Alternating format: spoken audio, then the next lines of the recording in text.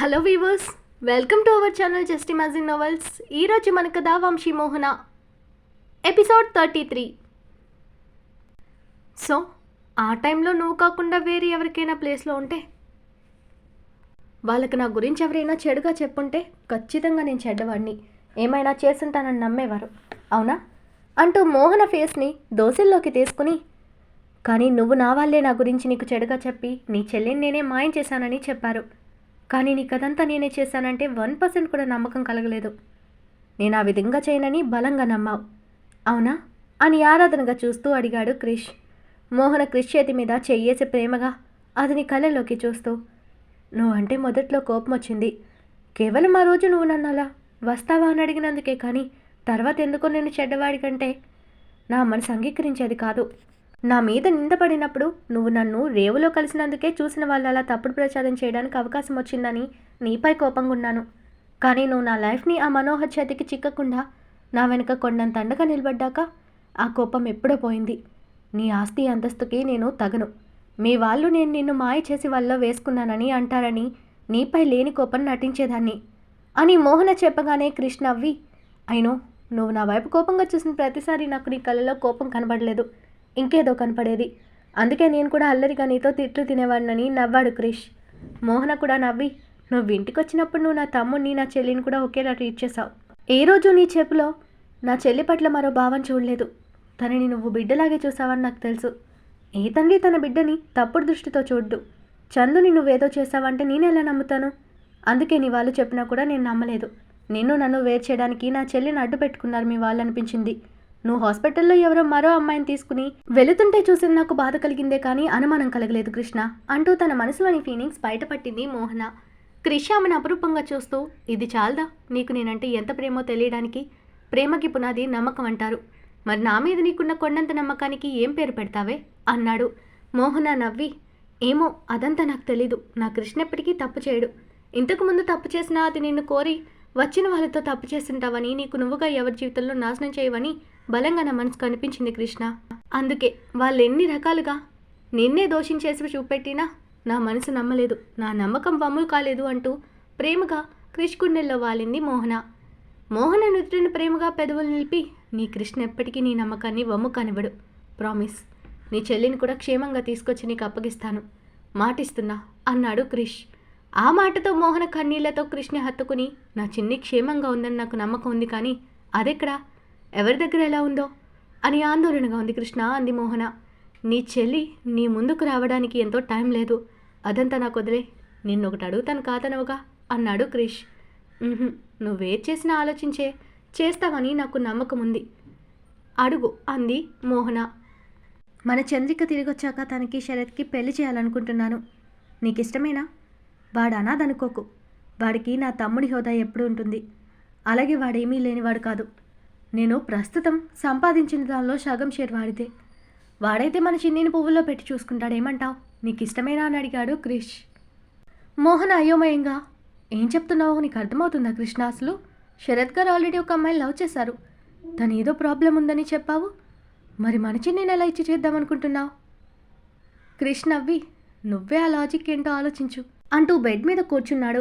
మోహన కన్ఫ్యూజింగ్గా క్రిష్ని చూస్తూ, నువ్వు చెప్పేది నాకు అర్థం కావడం లేదు అంటూ క్రిష్ పక్కన కూర్చుంటూ, ప్లీజ్ క్లారిటీగా చెప్పవా కృష్ణ అంది.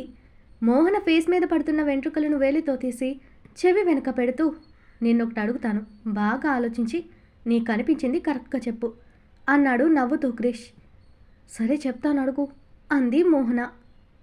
మొన్న తను మన ఇంటికి వచ్చినప్పుడు తనని చూసావు, తనతో కాసేపు ఉన్నావు కదా, మరి నీకు ఎగ్జాక్ట్గా ఏమనిపించింది అంటూ మోహన వైపు చూశాడు క్రిష్. మోహన ఆలోచిస్తూ, తను దగ్గరగా ఉన్న ఆ టైం తనకు చంద్రిక పదే పదే గుర్తొచ్చింది అనుకుంటూ అదే మాట క్రిష్కి చెప్తూ, అలా ఎందుకు అనిపించేది అని అడుగుతున్నది కాస్త ఆగిపోయి, అంటే తను నా చిన్నీనా అనుకోగానే ఆమెకు మనసులో సంతోషంతో పాటు అనేక అనుమానాలు కూడా చుట్టుముట్టగా, కృష్ణ నువ్వనేది ఆ రోజొచ్చింది నా చిన్నీనా అంటూ భావోద్వేగంతో కన్నీళ్లు పెడుతూ అడిగింది మోహన. క్రిష్ తననే చూస్తూ అవునని తలూపాడు. మోహన క్రిష్ కాలర్ పట్టి గుంజుతూ, నిజమా? అసలు తనే నా చెల్లైతే నువ్వెందుకు తనని అలా తీసుకునొచ్చా? తనెందుకు నాతో పరాయి దానిలా బిహేవ్ చేసింది? అసలు తనకేమైంది చెప్పు కృష్ణ అని ఏడుస్తూ అడిగింది మోహన. క్రిష్ మోహన కన్నీళ్లు చూస్తూ, ఏయ్ ఏంటే ఇది, ఎందుకంత ఎమోషనల్ అవుతున్నావు? ఇలా చూడు, నువ్వు టెన్షన్ పడకుండా నేను చెప్పేది పూర్తిగా విను, అప్పటిదాకా ఏడవకు అంటూ జరిగిందంతా మోహన్కి చెప్పాడు క్రిష్. మోహన అంతా విని కోపంతో, ఇంత చేసిన వాళ్ళని ఇంకా ఎందుకు ఊరికే వదిలేసావు కృష్ణ? నీ వాళ్ళని ఉపేక్షిస్తున్నావా అంటూ కన్నెర్ర చేసింది. మోహన కోపం చూసి క్రిష్ చిన్నగా నవ్వి, నేనలా అనుకుంటే నీకు నిజం చెప్తానా పిచ్చి అన్నాడు. మోహన ఏడుస్తూ, నువ్వు ఒక్క క్షణం లేట్గా అక్కడికి చేరుంటే నా చెల్లి రోజు ప్రాణాలతో ఉండేది కాదు. సారీ, నీ గురించి తెలిసి కూడా కోపంలో నోరు జారాను అంటూ క్రిష్ని హత్తుకుంది. నువ్వేడోకే అంటూ తన కళ్ళు తుడిచి, వాళ్ళకి నేను నువ్వో బుద్ధి చెప్పడం కాదు, చంద్రిక చేతే తగిన శిక్ష వేయిస్తాను అన్నాడు క్రిష్ కోపంగా. మరి నాకు తన గురించి ఎందుకు చెప్పలేదు ముందే అంది మోహన. చెప్దామని అనుకున్నా, కానీ అప్పటికే నువ్వు కార్తీక్ కళ అయింది, చంద్రిక్ కనపడలేదని ఏడుస్తున్నా. చంద్రిక్ కోమాలుండి ఎప్పుడు బయటపడుతుందని చెప్పలేమని డాక్టర్లు చెప్పారు. అలా ఉన్న తనని చూస్తే నువ్వు మరింత కృంగిపోతావు. పైగా తనని అలా చేసింది ఎవరు ఏంటని పూర్తిగా తెలీదు. తనెక్కడో ఒక చోట క్షేమంగా ఉందనే భ్రమలో అయినా ఉంటావని సైలెంట్గా ఉన్నా నేను. చందు స్పృహలోకి వచ్చాక చెప్దామంటే చంద్రిక అడ్డుపడ్డది. జరిగింది తెలిస్తే నువ్వు బాధపడతావని చెప్పలేదు. పైగా తనని ఇలా చేసిన వాళ్ళంతా చూడాలని అప్పటిదాకా తన గురించి ఎవరికి చెప్పొద్దన్నది. కాదని చెప్తే నా దగ్గర నుండి కూడా వెళ్ళిపోతానంది. అందుకే చెప్పకుండా దాచాను, అంతేకాని నిన్ను బాధ పెట్టాలని కాదే. నువ్వు చంద్రిక కోసం బాధపడిన ప్రతిసారి నాకు గిల్టీగానే ఉండేది, నీకు నిజం చెప్పకుండా బాధ పెడుతున్నానని. సారీరా అన్నాడు క్రిష్ సిన్సియర్గా. మోహన కన్నీళ్లు తుడుచుకుంటూ, ఇప్పుడు తను శరత్ గారి దగ్గరే ఉందా అని అడిగింది. అవును, అక్కడ మన గెస్ట్ హౌస్లో ఉంది. శరత్ తనకి తోడుగా ఉన్నాడు. అప్పుడప్పుడు కార్తీక్ కోసం మన ఇంటికి వస్తాను, మనం ఊరి నుండి వచ్చేదాకా అని చెప్పింది. ఆ రోజు నేను చూడాలంటే తీసుకొచ్చాను. నిన్ను చూసి తను ఎంత సంతోషపడిందో. మన పెళ్లి జరిగిందని తెలిసి ఆనందం పట్టలేకపోయింది నీ చెల్లి అని నవ్వుతూ చెప్పాడు క్రిష్ మోహన్కి. ఆమె ఆనందంగా క్రిష్ని హక్ చేసుకుని, నువ్వు నా చెల్లి ప్రాణం కాపాడితే శరత్ గారు నా తమ్ముడి ప్రాణం నిలబెట్టారు. మీరు మా లైఫ్లోకి రావడం ఆ దేవుడిచ్చిన వరం అంటూ ప్రేమగా క్రిష్ని చూస్తుంది.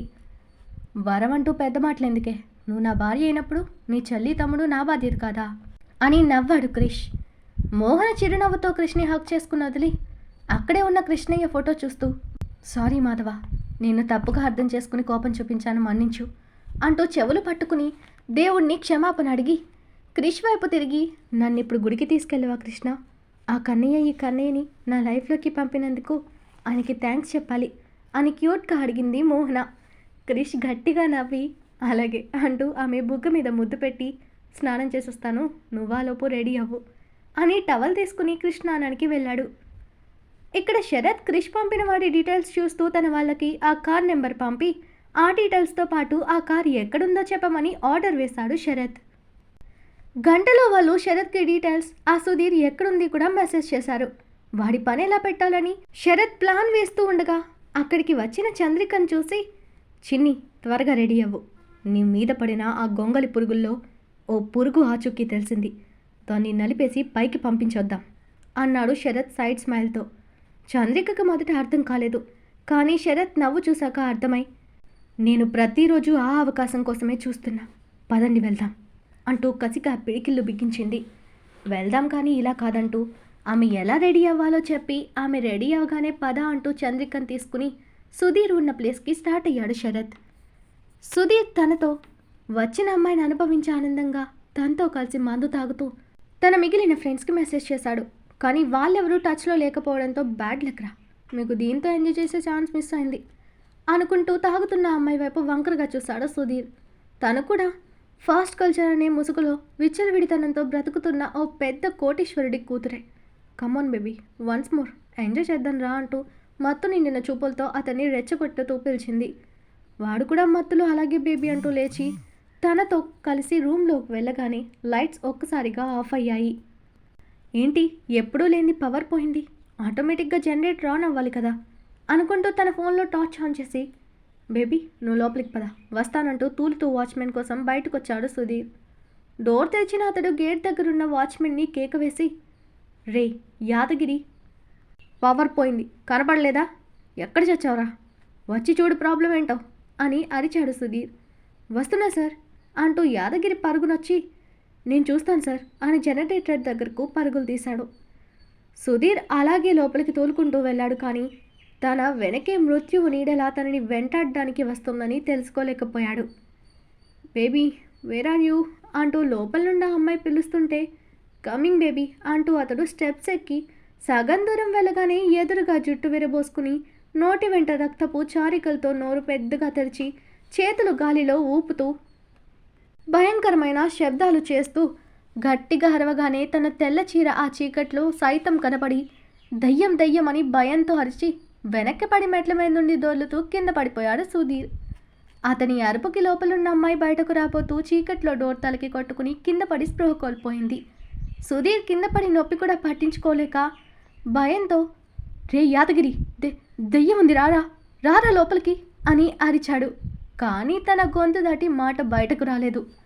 అక్కడ యాదగిరి జనరేటర్ ఆన్ చేయబోయి గాలిలో ఎగురుతున్న వైట్ శారీని ఎర్రజీరల నోటి వెంట కనిపిస్తున్న పిశాచి రూపంలో క్రియేట్ చేసి వదిలిన బొమ్మను చూసి దయ్యం అనే భ్రమలో నోటి వెంట మాట కూడా పలికే ధైర్యం లేక భయంతో అలాగే స్పృహ తప్పిపోయాడు. లోపల సుధీర్ భయంగా దయ్యం రూపంలో ఉన్న చంద్రికను చూస్తూ వెనక్కి పాకుతూ ఉంటే చంద్రిక ఉగ్రంగా చూస్తూ ఒక్కో అడుగు అతడి వైపు వేసింది. ప్లీజ్ నన్నేం చేయకు అంటూ కీచు గొంతుతో చేతులు జోడించి అడుగుతున్నా అతన్ని చూస్తూ ఆ రోజు నేను కూడా మీ నలుగురిని ఇలాగే చేతులు జోడించి అడిగాను కదరా వదిలేయమని, మరి వదిలారా అని బేస్ వాయిస్తో అరిచి చంద్రిక గొంతుకు సగం ప్రాణం పోయింది వాడికి. ఆమె తనని సమీపించకముందే పారిపోవాలని డోర్ వైపు పరుగు తీసిన అతడికి సడన్గా డోర్ క్లోజ్ అవుతుంది. ఆ వెనకే చంద్రిక వికృతంగా నవ్వుతూ వాడి గుండె పీచుమని భయంతో కొట్టుకుంటుంది.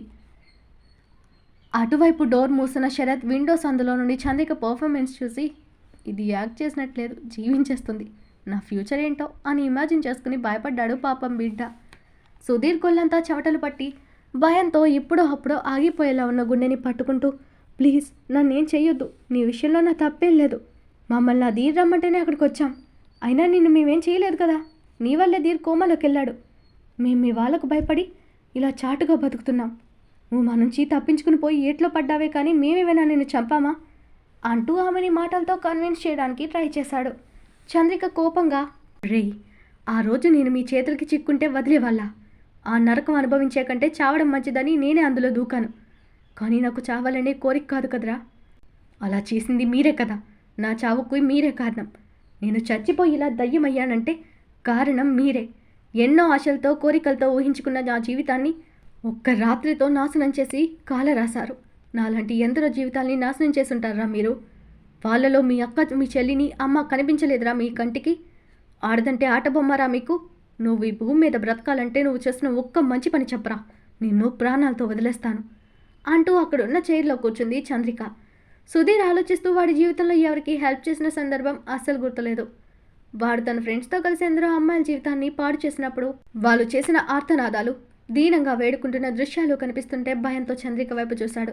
చంద్రిక వెటకారంగా ఏరా నువ్వు చేసిన మంచి పని ఒక్కటి కూడా గుర్తు రాలేదు కదా, అసలు నువ్వెవరికైనా సహాయం చేసుంటే కదా గుర్తు రావడానికి, నీలాంటి పాపుల వల్ల భూమికి భారం తప్ప ఉపయోగమేముంది, అందుకే ఆ భారాన్ని నేను తగ్గిస్తాను అంటూ తన పొడవాటి గోర్లను సుధీర్ ముందుకు తీసుకురాగానే భయంతో వాడు కళ్ళు పెద్దవి చేశాడు. వాడు చూస్తూ ఉండగా చంద్రిక గాల్లో ఎగిరి వాడి గుండెల మీద నిలబడింది. అప్పటి వరకు భయంతో కొట్టుమిట్టాడుతున్న వాడి గుండె ఆ క్షణం ఆగిపోయింది. ఆడిని చంపాలని గొంతు పట్టుకోబోయిన చంద్రికను శరత్ వెనక నుంచి వచ్చి ఆపుతూ వాడు చచ్చిపోయాడురా, నువ్వు చంపాల్సిన పని లేకుండా గుండెకి చచ్చాడు, వాడు చేసిన పాపాలే వాడి ప్రాణం పోయేలా చేశాయి, మనం ఎక్కడి నుంచి వెళ్ళిపోదామంటూ అక్కడికి వాళ్ళు వచ్చి వెళ్ళిన గుర్తులేవీ లేకుండా చరిపేసి చంద్రికను తీసుకుని ఎలా వచ్చాడో అలాగే వెళ్ళిపోయాడు శరత్. ఇంటికొచ్చాక చంద్రిక నేరుగా వాష్రూమ్లోకి వెళ్ళి షవర్ ఆన్ చేసి దాని కింద నిలబడింది. ఆమెలో గూడు కట్టుకున్న బాధ కన్నీళ్ళ రూపంలో బయటకొచ్చింది. ఆ రోజు తను ఎంతగా మానసిక క్షోభని అనుభవించిందో, ప్రాణభయంతో తనని తాను కాపాడుకోవడానికి ఆ మృగాల నుండి తప్పించుకోవాలని ఎంతలా అలమటించిందో తనకి మాత్రమే తెలుసు. అదంతా గుర్తురాగానే చంద్రిక గట్టిగా ఏడ్చింది. తన మానసిక స్థితిని అంచనా వేస్తూ అక్కడికి వచ్చిన శరత్ వాష్రూమ్ గడియ పెట్టకపోవడంతో లోపలికెళ్ళాడు. చంద్రిక ఏడుపు విని చేతుల్లో మొహం దాచుకుని గట్టిగా ఏడుస్తున్న చంద్రికని చూడగానే శరత్కి గుండెలు పిండేసినట్టు అనిపించింది. చందు అని ఆర్తిగా పిలుస్తూ తన దగ్గరికి వెళ్ళి ఆమె చేతుల్ని పట్టి పక్కకు తీసి షవర్ ఆఫ్ చేసి గుండెలకు హత్తుకున్నాడు. ఆమెకి ఆమె మనసుకి ఇప్పుడు నా అనేవాళ్ళు ఓదార్పు అవసరం. శరత్ని పట్టుకుని గట్టిగా ఏడ్చేసింది. దాంతో చంద్రిక ఏడుస్తున్న చంద్రిక వెన్ను నిమురుతూ, నువ్వే తప్పు చేసావని ఇలా ఏడుస్తున్నావు బుజ్జి. తప్పు చేసిన వాళ్ళు ఏడవాలి, నువ్వు కాదు. ప్లీజ్ రా ఏడవకు, నా బంగారం కాదు అంటూ తన బాధను తగ్గించడానికి చూశాడు శరత్. రోజు మన కథ ఇక్కడితో కంప్లీట్ అయింది. ఈ స్టోరీ మీకు నచ్చినట్టయితే ప్లీజ్ స్టోరీని లైక్ చేసి కామెంట్ రూపంలో మీ అభిప్రాయాన్ని తెలియచేయండి. అలాగే ఛానల్ని సబ్స్క్రైబ్ చేసుకుని షేర్ చేసి మాకు సపోర్ట్ చేయండి. నెక్స్ట్ అప్డేట్తో మళ్ళీ కలుద్దాం. అంతవరకు బాయ్.